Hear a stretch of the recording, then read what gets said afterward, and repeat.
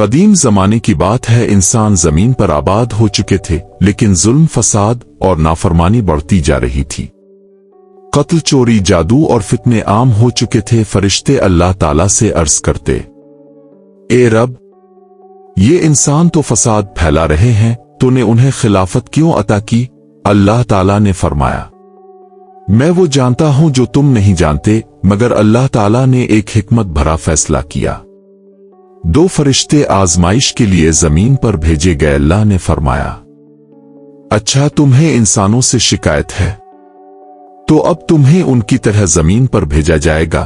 یوں 2 نیک فرشتے، جن کا نام تھا ہاروت اور ماروت، انہیں انسان کی صورت میں زمین پر بھیجا گیا تاکہ انہیں دنیا کی آزمائش سے گزارا جائے۔ وہ شہر تھا بابل، موجودہ عراق، جو جادوگروں، ستارہ پرستوں اور فتنوں سے بھرا ہوا تھا۔ ہاروت و ماروت دن کے وقت لوگوں کو انصاف سکھاتے، اللہ کی طرف بلاتے، مگر شام کے وقت وہ تنہائی میں اللہ سے توبہ کرتے اور دعا مانگتے کہ اے رب، ہمیں بچا، ہم کمزور ہو گئے تو ہلاک ہو جائیں گے۔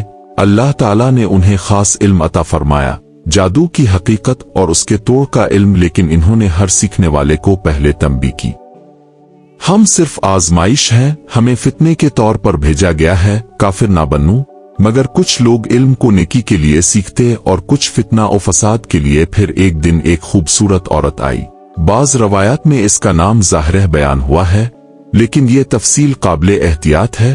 فرشتوں کو خدا کے نیک بندے سمجھا، ان سے کچھ سیکھنا چاہا اور بدلے میں ان کے دل کو آزمایا۔ کہتے ہیں فرشتے پہلی بار خواہش نفس کا شکار ہوئے، ایک گناہ کی طرف مائل ہو گئے۔ روایات کے مطابق اس عورت نے ان سے کہا، اگر تم مجھ سے کچھ چاہتے ہو تو 3 کام کرو، 1 مجھے شراب پلا، 1 معصوم کو قتل کرو، 3 اللہ کا راز فاش کرو۔ فرشتے ایک ایک کر کے سب میں مبتلا ہو گئے، اور تب انہیں احساس ہوا کہ وہ بھی انسان کی طرح کمزور ہو چکے ہیں۔ اللہ تعالیٰ نے ان سے فرمایا، تم نافرمانی کر بیٹھے، اب تمہارے لیے 2 راستے ہیں، 1 دنیا میں عذاب اور قیامت میں نجات دو۔ دنیا میں نجات اور قیامت میں عذاب۔ انہوں نے دنیا کا عذاب چنا، اور آج بھی بعض روایات کے مطابق وہ بابل میں لٹکے ہوئے عذاب میں مبتلا ہے جب تک قیامت نہ آ جائے۔ کہانی کا سبق 1 علم کے ساتھ عاجزی ضروری ہے۔ ہاروت و ماروت کو علم دیا گیا، مگر وہ بھی کمزور پڑ گئے۔ 2 خواہش نفس سب سے بڑا فتنہ ہے، ایک عورت کے ذریعے پورا امتحان الٹ گیا۔ 3 اللہ کی آزمائش سے کوئی محفوظ نہیں، نہ فرشتہ نہ انسان، سب امتحان میں ہیں۔ 4 نیت اور احتیاط علم کے لیے لازم ہے۔